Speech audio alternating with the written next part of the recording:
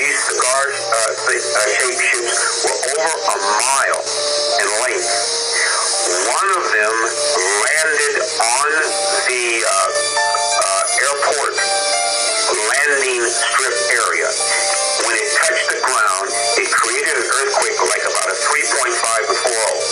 It terrified everybody in the area. The back of this craft opened up, and several hundred young men with huge, heavy weapons came out of two sides of the ship and formed a protection line around the ship.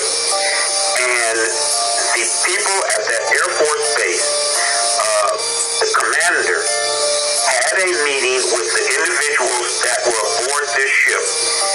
And this particular race that landed those ships and that are seen in these huge cigar-shaped ships, they are a black race. They look like African Americans.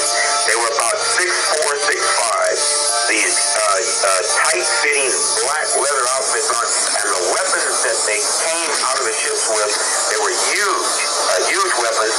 And if you've ever seen a race of people that were conquerors, that has never been conquered, they've got this look about them of arrogance.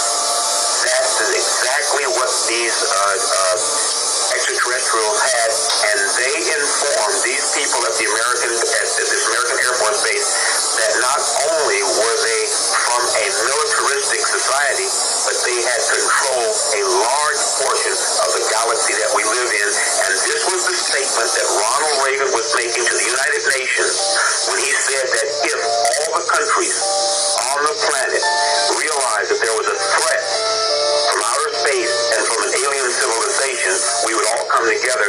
But he was not allowed to make this statement. What I tell you is true, and the gentleman that you had on before, tell him to look up this. Often forget how much unites all the members of humanity. Perhaps we need some outside universal threat to make us recognize this common bond. I occasionally think how quickly our differences worldwide would vanish if we were facing an alien threat from outside this world.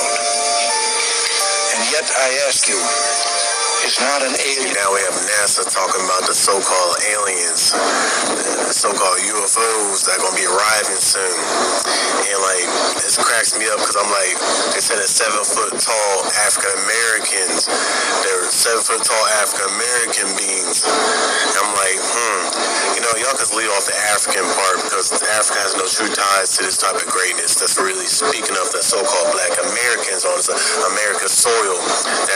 We were the main subject or the main experiment that these so-called UFOs and the aliens are really observing right now. Really, the UFOs are just the chariots in the sky that are on standby